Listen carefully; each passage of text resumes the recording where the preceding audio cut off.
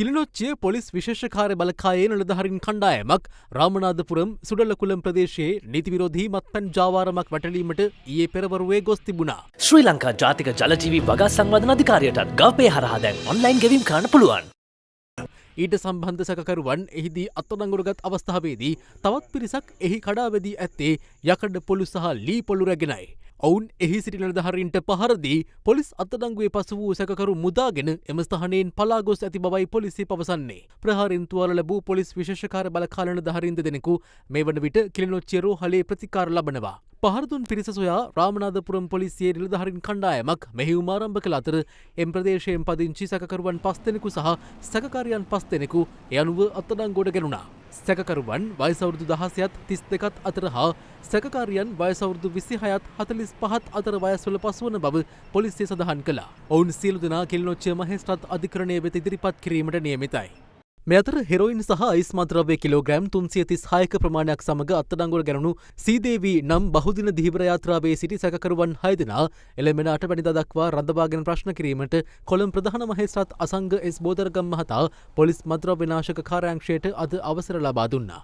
එහිදී පොලිස් මත්ද්‍රව්‍ය විනාශක කාර්යාංශය අධිකරණයට පැවසුවේ මෙම සැකකරුවන්ට මත්ද්‍රව්‍ය ආනයනය කිරීම සහ ජාවාරම් කිරීම යටතේ චෝදනා ගොනු කර ඇති බවයි.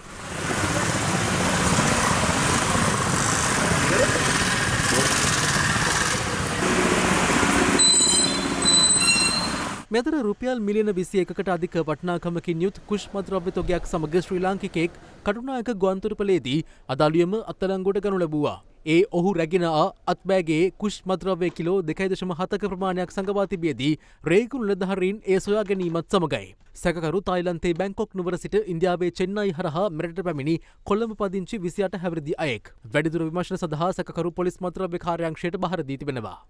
මේ අතර දැනට විදේශගතව සිටිමින් මෙරට තුළ මත්ද්‍රව්‍ය බෙදාහරින ඩුබායි කුඩු දිලිනි නොහොත් කැන්ඩි ක්වීන්ගේ මත්කුඩු බෙදාහරින යවලක් කෑගල්ල වලකඩ යාව ප්‍රදේශයේදී ඊයේ අත්අඩංගුවට ගනු ලැබුවා. ඒ කෑගල්ල කොට්ටහස අපරාධ විමර්ශන කාර්යාංශය විසින් එම කාන්තාව සතුව ග්‍රෑම් 5යි මිලිග්‍රෑම් 520ක හෙරොයින් සහ පුරුෂයා සතුව තිබී ග්‍රෑම් 40යි මිලිග්‍රෑම් 20ක පැකට් කරන ලද හෙරොයින්ද සොයාගෙන තිබෙනවා.